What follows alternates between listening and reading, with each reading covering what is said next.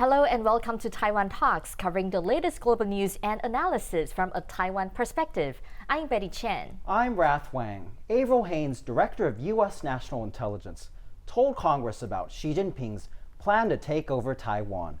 We'll discuss what she meant and how the country can best work to prevent that. Joining us are Lai I-chung, President of the Prospect Foundation, former Taiwan diplomat in both Japan and the U.S., expert in Taiwan, U.S., Japan-China relations, and Yeh-chung, Department of Diplomacy Chair and Professor at National Chengchi University. A warm welcome back to both on our show. Let's hear the exact words of the U.S. Intelligence Director. For coerced unification that avoids armed conflict, and it has been stepping up diplomatic, economic, and military pressure on the island for years to isolate it and weaken confidence in its democratically elected leaders. And at the same time, Beijing is prepared to use military force if it decides this is necessary. President, Director Haines mentioned coerced unification as what China plans to do in taking over Taiwan. What does that exactly mean? I think when people talk about the so-called Chinese unification plan on Taiwan, a lot of them pointed out the Xi Jinping still prefer the peaceful means to unify Taiwan. But the peaceful mean in Chinese word, that does not mean it's lack of violence. It's actually very violent. So coercive actions through paramilitary operations, the disinformation campaign, economic coercion, all kinds of the pressure tests on Taiwan that will be applied. So it's a combination of all of this. Yeah. So I think the Director Haines, when she talked about the Xi Jinping, although in the cost-benefit analysis, still prefer to not to fire a single bullet in order to unify Taiwan. So that is the cost-free way of the achieving the goal. But the process, Xi Jinping also knows that the Taiwanese people will not just surrender themselves voluntarily, so that the combination of coercive actions will be necessary to achieve this goal. And of course, if Xi Jinping believes he exhausted all the other ways, then he probably would just use military to achieve this unification Which goal. is an attack on Taiwan. Definitely. Yeah. So, Professor, in addition to military intimidation, Haines also talked about the possible diplomatic and economic pressure. What form will they be likely take? I think isolation of Taiwan, that would be their first choice. And because this is very low cost to the Beijing government, because Beijing continues to argue that Taiwan is part of China, especially part of PRC, which is, we all know that, which is not true in the international community. However, by saying that once and again, the Beijing government continue to do this kind of propaganda, not only to the international community, but also to its local people, so that the Beijing government can garner the support, rally around the flag effect from the civil society in China, trying to coerce Taiwan into its orbit. But in addition to the coerced unification, I think Beijing would continue its strategy. It's the so-called integrated development. In the past few years, we noticed that the term itself became be mentioned rarely and rarely. However, I would say the Beijing government continues to stress the importance of economic engagement with China and with Taiwan, and so that it has the hope Taiwan would voluntarily want to unify with China one day. In terms of integrated development, as Professor Liu mentioned, President, do you feel that this is a trap for Taiwan to fall into, apart from its military coercion? I think China tried the so-called integrated effort to integrate Taiwan, especially during Hu Jintao days. The economic definitely is the preferred means to achieve their goal. But the issue is that since Xi Jinping came in, the direction of so-called economic enticement, that direction has been changed. In the past, when during the Hu Jintao era, basically he will send resources and assets into Taiwan in order to show to the Taiwanese people that should you follow our lead, those things will be yours. And also through these actions, and Hu Jintao wanted to demonstrate to the Taiwanese people about how advanced the Chinese society is and how wealthy the Chinese people are under the Communist Party's rules. But then Xi Jinping came in, he actually reversed those directions. Instead of putting resources into Taiwan, just like Hu Jintao, we heard those the go to the south, go to the bottom of society, and go to the mid and the lower class people in order to get them to feel the Chinese the wealth. But the Xi Jinping's time, he basically is asking Taiwanese people to go to China, you invest in China, and then you can work in China. And should you follow Chinese political directive, then the motherland will provide you ample opportunity for you to get economically prosperous. So this direction is different. And I think the Xi Jinping, in Xi Jinping era, the economic enticement or the so-called the integrated efforts to integrate Taiwan into China, it is basically, rather than Chinese extend its wealth into Taiwan, it is asking Taiwan to put its wealth into China. So in a normal circumstances, people will say that you are asking Taiwan to invest in China, but you perform in a way like we are giving you a favor by letting you to enjoy the opportunity to be prosperous in China. But in other country, people will call it, we ask you to invest for us because that will benefit us.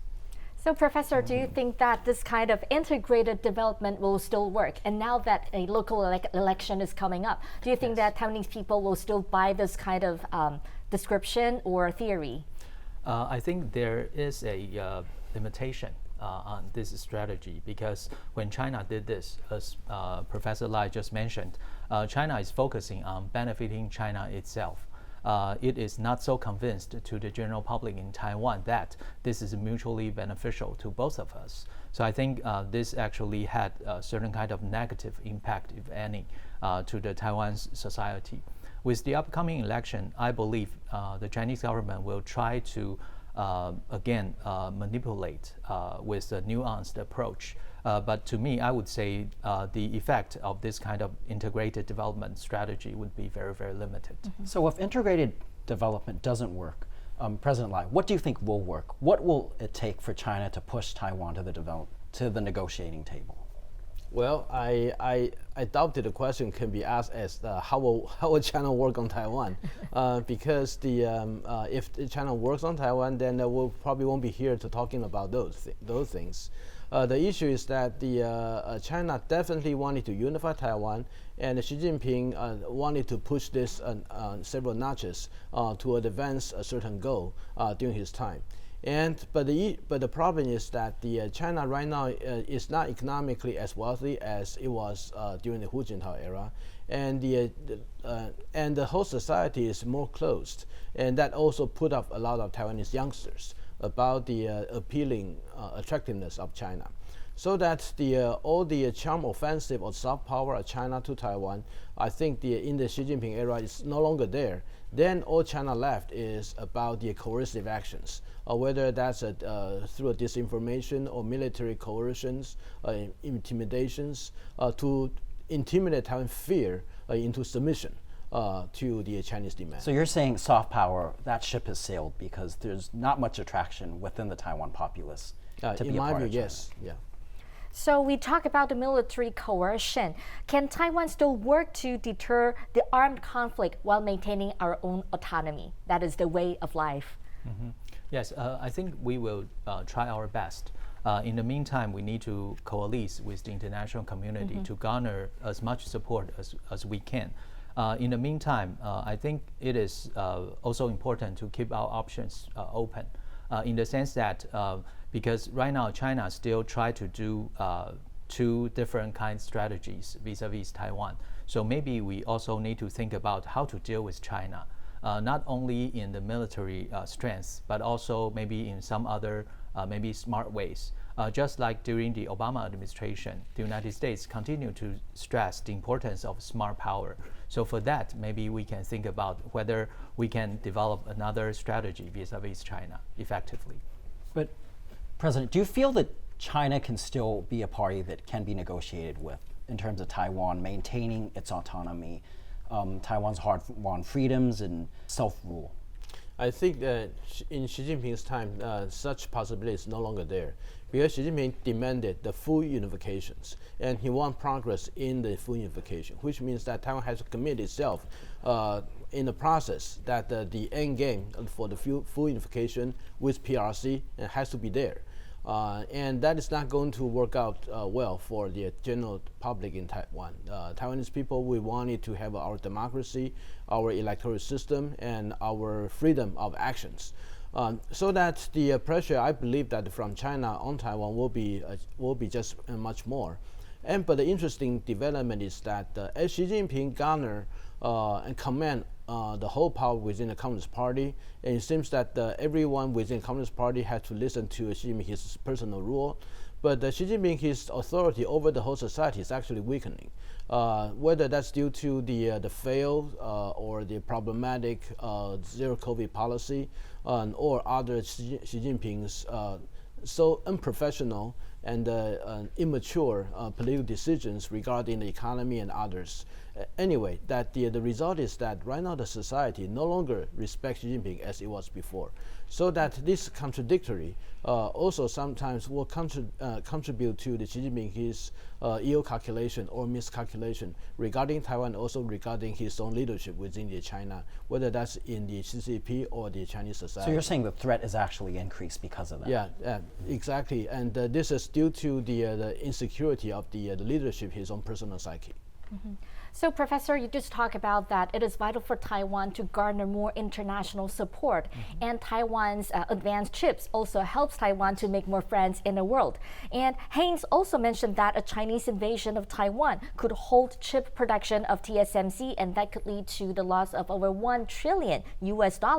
And because 90% of the world's advanced chips are made in Taiwan. So can the economic impact from an invasion, can this really deter China? I think to a certain degree, yes, but we have to notice that the effectiveness of economic deterrence is hinged on the target country's involvement or engagement with other countries and the global market. So in the case of China right now, I'm not saying that this kind of economic deterrence would have no impact on Chinese economy, but the mechanism of economic deterrence is utilizing economic threats to discourage the target country's military aggression. So in the case of China and also for the cross-strait relations, I think at least two issues are worth noting here. The year 2022 first is the beginning year of the 14th five-year economic plan for China, which put more emphasis on self-reliance, economic self-reliance. Of course, this is mainly due to the trade war and also the technology war between the United States and China, beginning under the Trump administration. However, we noticed that since last year, Xi Jinping continues to stress the importance of being innovation independently, this kind of argument. So China is trying to decoupling itself with the world market, which of course is also the result from the COVID and also many other issues here. But we notice that this is one thing very, very important, because decoupling is actually decrease the likelihood for the success of this kind of economic deterrence. So we need to pay attention to that. Secondly, I would say China's decoupling with the international market is also rooted in its ideology. So right now, China is having a very negative view of the international community. So they are thinking that it is not us, China, betraying the West. It is the West and the rest actually betraying us. So China is trying to drive a wedge between the Western countries, and also trying to be the leader of, we call it the rest of the international community. So I think this is worth noting. President, in terms of driving a wedge with the West, as Professor Liu mentioned, what can Taiwan do? So would Taiwan go in the opposite direction to strengthen economic ties with Western countries, as we've seen negotiations with the U.S. on a potential FTA, tax treaty? I think the economic engagement with the West, also with the United States, for example, that is a necessity for Taiwan to survive in the future. So it's not about how Taiwan counteraction against Chinese tactic for driving a wedge between United States, for example, with the Europe. And in order to prevent China from successfully wedging the U.S. from the other European country, I think the action needs to be done actually is from the United States and the European country themselves. Like recently, whether the French President Macron, when he talks about the European strategic autonomy and how he interprets that as you have had to render its strategy according to the distance between how Europe looks at U.S. and how Europe looks at China. But I have to say that if you're defining strategic autonomy in this way, you're actually very much dependent on what the U.S. and China will do, because you are doing this according to your distance with them, rather than driving from your own calculation to see how the result should be. So I think what the U.S. and the European country they need to do is that for the United States, just look at some of the actions by the United States that really tip up the European countries about Inflation Reduction Act and other CHIP Act that probably could be viewed as a subsidies actions that the European country doesn't see it very beneficial. On the other hand, Europe also needs to rethink about what they mean by the strategic autonomy, because strategic autonomy should be a decision you based from your own calculation, rather than the decision based according to your distance from other countries. Yeah. And in terms of we saw France with Macron, but we also saw the EU commissioner who also was on that trip. He talked about European support for Taiwan and support for peace in the Strait. Do you feel these two conflicting messages make sense in that sense? I have to say that for the EU general action on Taiwan, I will listen to the EU commissioners rather than member states president. Although the member state president, their action and the directive also bear some important weight in those decisions. So in this view, I think the Commissioner von der Leyen, her statement about the Taiwan Strait security and the stability, that's very beneficial and contribute to the stability in this region. So I think that's a net positive. And I also believe that as we are seeing the Taiwan Strait security situation right now is a concern and a talk about by not just about United States, but also Japan, Korea, even Philippines, European member states, and some G7 countries, including the Canada. I think the development is actually contributing to a positive direction that people start to recognize that the Taiwan Strait issue is no longer a bilateral, the cross-strait issues. It's actually a global issue that everyone has a stake in it, so that everyone needs to contribute to the stability and the peace in this region. Thank you, President. And later we will definitely talk more about what Taiwan means for the world. Rev spoke earlier to Gerald DiPippo, Senior Fellow with the Economics Program at the Center for Strategic and International Studies. He focuses on China and joined CSIS after 11 years in the U.S. intelligence community. Since you're based in Washington, D.C., is the U.S. doing enough to support Taiwan in deterring China, even though the deadline might be 2049, a generation away? I think in terms of political messaging, the U.S. is being as loud as it can be. You could argue, in fact, I would argue we're being too loud. I would wish we would be a little more subtle in how we handle that and less provocative with China. On the other hand, the U.S. is committed to providing Taiwan with the means of its self-defense under the Taiwan Relations Act going back to the 1970s. I think my actual main criticism of the U.S. in that regard is that it's more about our defense industrial base. I wish we could expedite the production of relevant munitions for Taiwan. My primary criticism overall in terms of deterrence, besides I think maybe being hyperbolic rhetorically and being too provocative, would be that Taiwan needs to take its own self-defense more seriously. It needs to spend a lot more and move faster. I realize there have been changes over the last year. There's talk of changing the timeline of conscription and the nature of the defense forces. But in general, I would think that Taiwan doesn't have 5 years to waste. A lot of military planning and procurement takes a long time. And so I would if I were, advising the Taiwan government, I would say to move as fast as you possibly can to prepare, and maybe not get too distracted with so-called gray zone activities, which are understandably annoying, but that's not the primary threat. What do you say to the 200 military personnel from the US in Taiwan that will be training Taiwanese troops? How helpful do you think that will be to Taiwan's defense? I suspect that, they're sending good people. The US military is on net the best in the world. I would, advise them to maybe, take their uniforms off in public and try to be low key about it, but also to recognize the importance of their mission, and for the Taiwan military to, it's not an exercise. Please take it seriously. Apart from China's ambitions over Taiwan, Director Haines also said that both Russia and China would exploit a U.S. debt default. Both Russia and China would look to perceive, sort of narrate through information operations such an event as demonstrating the chaos within the United States, that we're not capable of functioning as a democracy. President, what effect would a U.S. debt default have on Taiwan? U.S. debt default is not really about how they bankrupt the United States will be, because it's actually an artificial design, the debt limit, how the United States can bear. And right now we are in a political struggle between the Republican-held Congress versus the executive branch. And the Republican-held Congress demanded that for the sake of the fiscal conservative, they need to put a limit about how the U.S.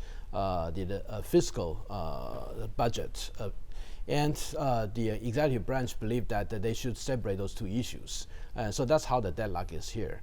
But I will say that definitely China and Russia, should the debt default really happens, we'll try to explore this as the dysfunction of the United States government, and we'll also tell other countries, including the country in the Africa and the Latin America, about how the democracies feel ill-fitted to today's world. But how do you think they'll do it? Will they do it through their propaganda channels? Are there any specific ways you think they'll take this out? I think it's a combination of the propaganda and versus what they are going to do in their own countries, in order to demonstrate the contrast between the democracies and the dictatorship, that they could political will itself out of the debt themselves. But I would say that probably the effect will be much less convincing, because right now the Chinese, we started to see that all those actions they have conducted in over the years right now start to accumulate to the degree that even their own government, their local government, just had to lay off their governmental employee in order to save the money. Otherwise, they cannot pay for themselves. So, Professor, how likely is the U.S. going to default on its debts? Yeah, I think I agree with Professor Lai in the sense that I think this is a political struggle.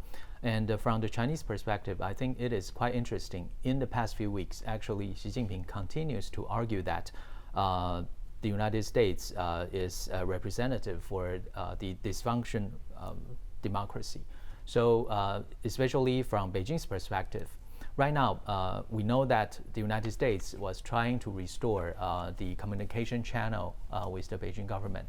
However, the Chinese continue to pick and choose, saying that, okay, who can come, who is not welcome, something like that. And Beijing is trying to exploit the division or this kind of splits within the US government, and trying to make it a case that, okay, democracy as a political system is not reliable.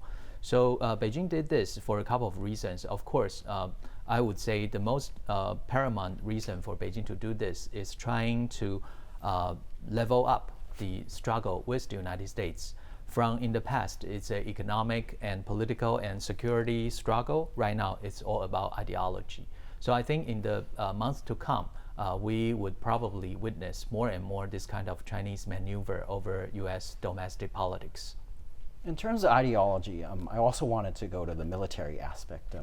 We've seen US efforts in strengthening Taiwan's military resilience by training combat troops here.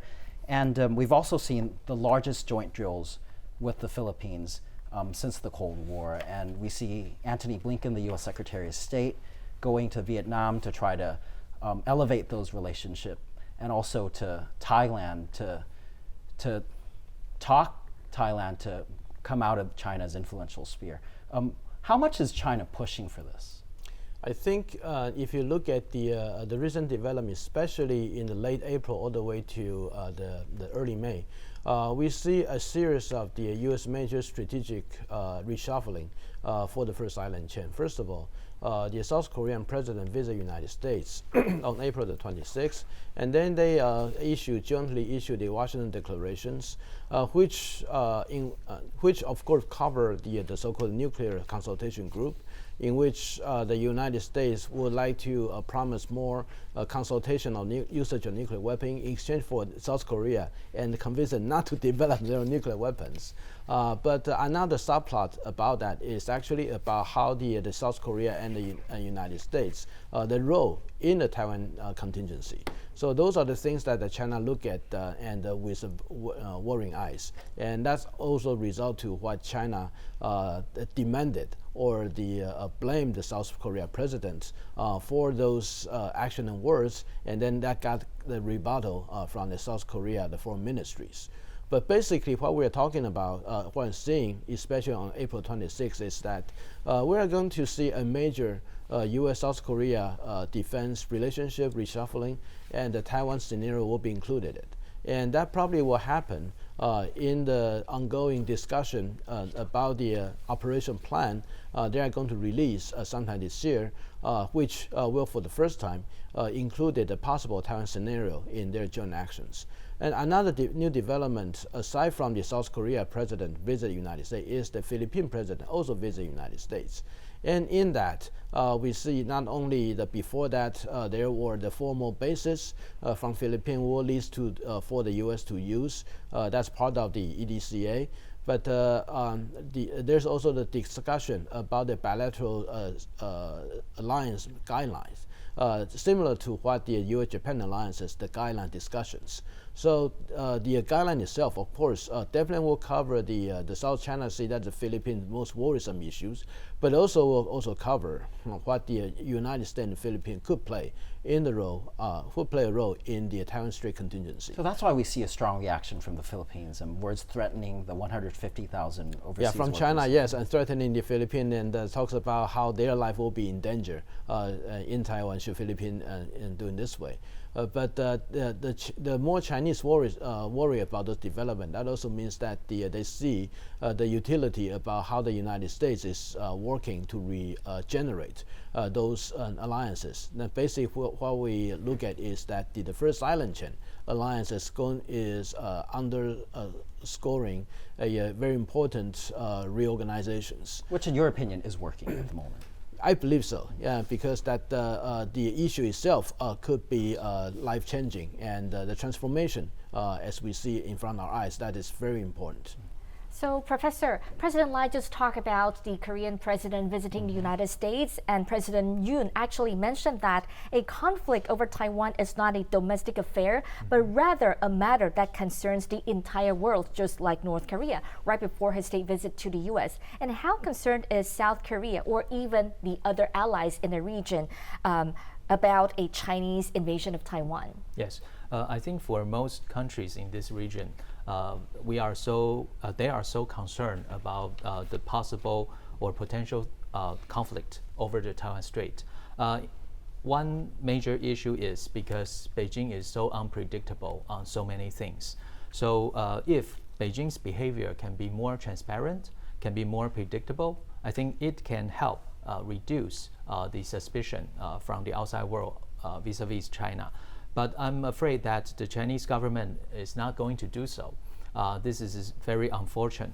I would say if Beijing can look at what everybody is talking about, they are not trying to put a hold or making containment policy work again vis-a-vis the Beijing government. But the containment policy is aiming at Chinese behavior. So that is the behavior, not the political regime that everybody is opposing to. So I do hope that the Chinese government can realize this. And in the case of Thailand, I think this is very, very interesting because President Lai also mentioned in the Southeast Asia, the United States is also trying to do certain kind of reshuffling in this region. Thailand is a very interesting case in point because we all know that in Thailand, a couple months ago, we have a political coup in Thailand. So the Biden administration, because it is raising the flag that we are representing the democratic values, norms, so we are not going to engage with this kind of military government. With juntas. Yes, but in the past few weeks, we noticed that the U.S. began to reach out to the Thailand again. And this is quite important because I believe the international community, including the United States, also noticed in the past few months, actually, the Thai government wasn't getting along with the Chinese government over so many issues, the railway, the water dams, those kind of things. So I think this is really maybe a window of opportunity for the Thai government to review its relations with China, and also for the United States, along with the international community, to see what we really can work together vis-a-vis China's expanding influence in that region. And the Thai elections are coming up pretty soon, so that could be another interesting development.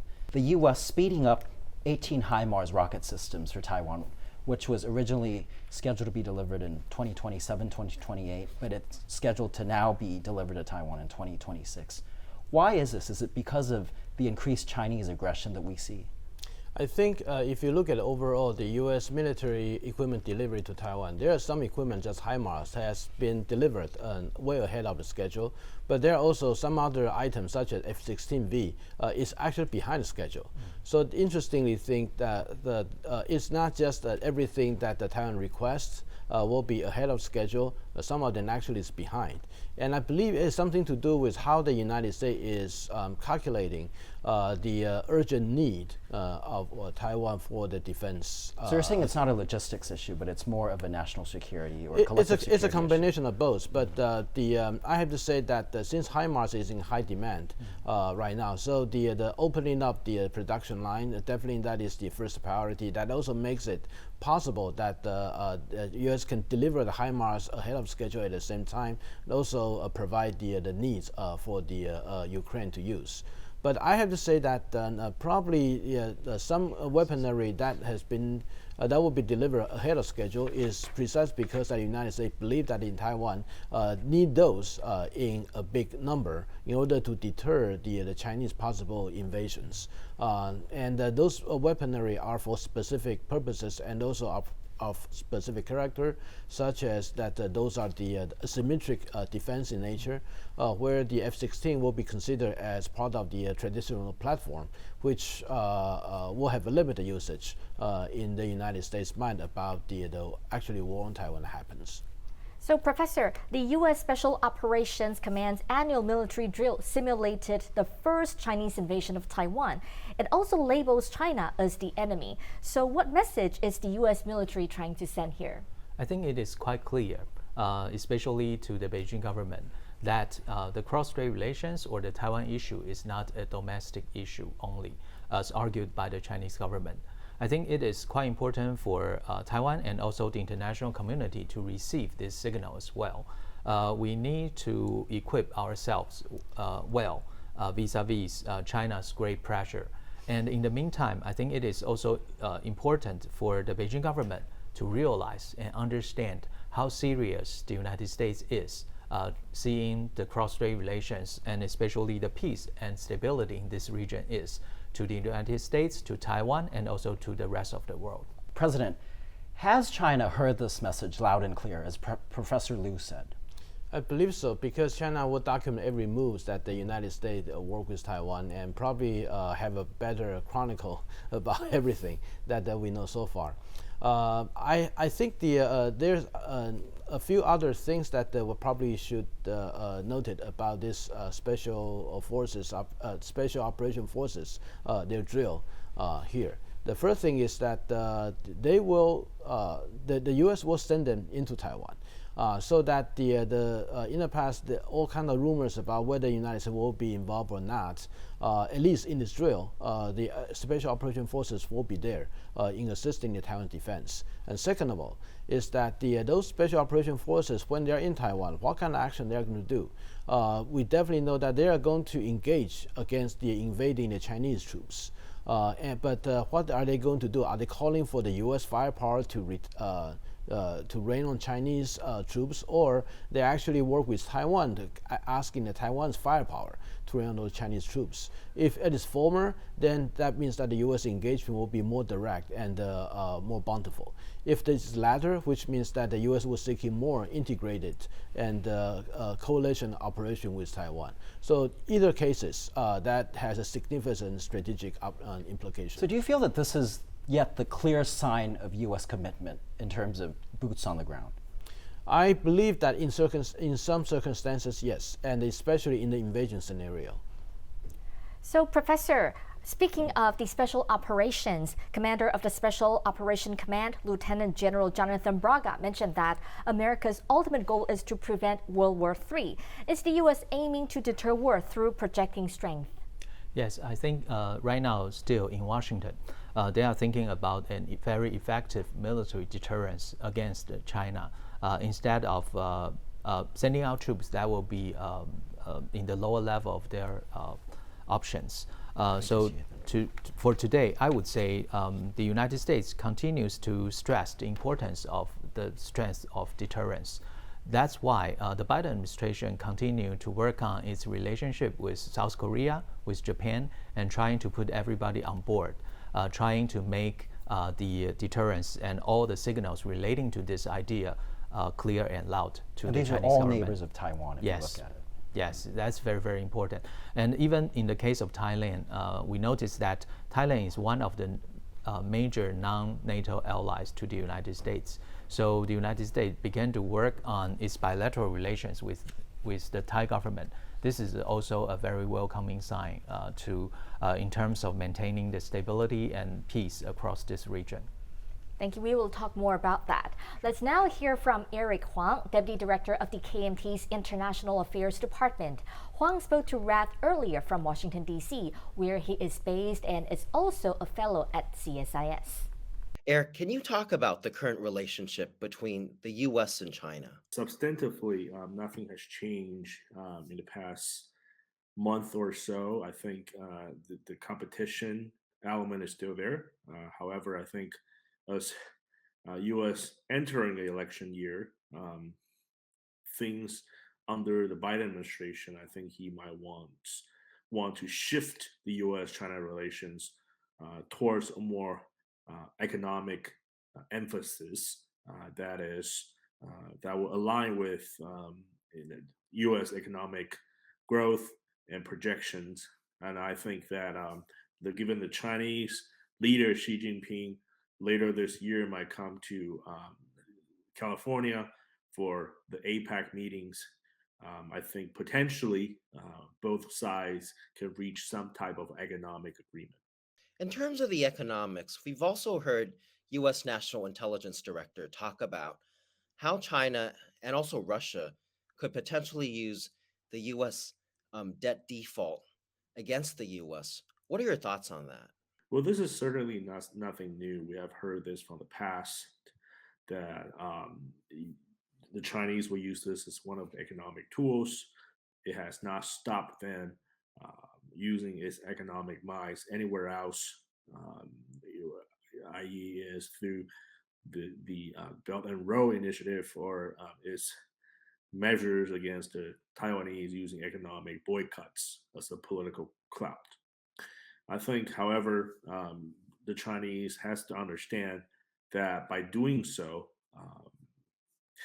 the U.S. default will not only impact the U.S. economy, but this will also impact the Chinese economy and the world economy as a whole.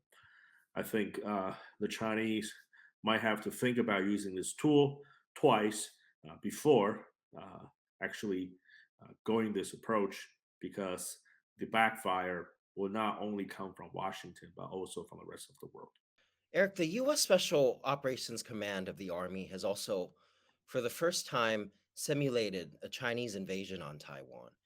Do you feel that the U.S. is also being wary of Chinese actions? Absolutely. I think the fear there might stem from just trying to be prepared for all scenarios. But I think that as cross-strait tension and U.S.-China competition arises, I think for the military to be prepared and to run simulations for the worst-case scenario is absolutely responsible. However, I don't think anything that has happened in the past month or so warrant even at a higher alert. I think alert has been there for a while. I think people want to be prepared, but I think at all sides, people try to avoid the worst case in a military conflict. Being in Washington, D.C., how do Washington circles look at this? Do they feel that war is inevitable, or are they preparing for this so that they can deter war? And how do they see U.S.-China relations? I don't think the war are inevitable. I think people can avoid it. I think that folks here in Washington are quite worried about Chinese aggressive behavior. At the same time, they're worried about escalation of tension into a hot war. I think people here are questioning Americans' capability facing such a major military crisis. And I think that people here, though they understand war is something of high cost, but folks here are still standing firm on some of the ideological differences, especially democratic values that Washington merits so much. So I think people here in general want to avoid the war, but and hoping that they can improve on the situation, but people aren't willing to make the compromises on the ideological front yet. We've also seen recent developments from key U.S. allies, from Japan to Australia. President, Japanese Prime Minister Fumio Kishida just met with South Korean President Yoon Suk-yeol on a state visit to Seoul. What's the significance of this visit? And it's very significant because we do know that in the last probably 20 years that we seldom see the Japan and South Korea, they have their own individual summit meeting. Even though they are able to meet together, it's always in an international gathering or the presence of the United States or some other countries. And it's very rare about the Japan and the South Korea, they were able to just meet on their own. I have to say that judging from the last several years of the Japan-South Korea relation that deteriorated to a significant degree, this summit visit definitely means that the relationship is getting warmer. The Japan and South Korea, they are actually strategically and in many senses try to align with each other. And this development, I have to say, it all to the South Korea President Yoon, his own initiative, despite not very popular at home, but continue to do it because what he believed that this is the best for the South Korea. And so that the Japan started to reciprocate. This is how the dynamic started to grow.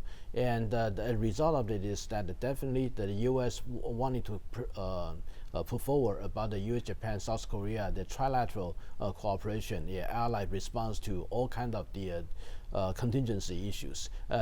That could be possible due to this visit. And Kishida also said that his heart aches for Koreans who suffered during Japanese colonization.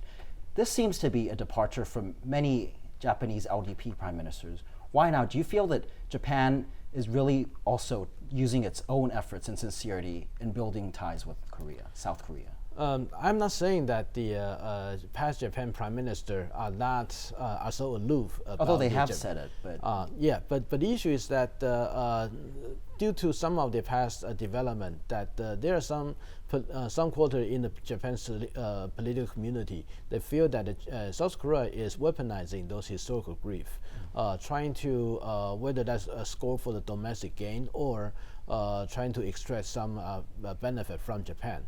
And they started to feel fatigue about the repeated action by the South Korea, whether that's true or not, but at least that's Japan's feeling about those. So with South Korea, President Yoon, his initiative initiative. I think Japan decided to reciprocate, and this time is willing to move forward to address the South Korea their own historical So grief. basically paying it back is what you're saying. So, Professor, as mentioned by President Lai, the dynamics between South Korea and Japan is changing. So, is China bringing historical adversaries together so that they can fight against a common enemy? What do you think? Yes, I think China actually made many moves in the past few years that help Japan and Korea to sit together and to talk about how to deal with China. What is more important to me is the policy shift in the South Korean side. Because as President Lai just mentioned, I think President Yoon made a very huge step forward in its domestic politics, because he decided to put aside the historical issues and trying to engage with Japan as much as possible dealing with China. This is quite important in the sense that because in the past, we see that there seems to be a pendulum in South Korean society. People, on the one hand, sometimes feel that South Korea should side with the United States. From time to time, another group of people said that no, China is the best hope for South Korea.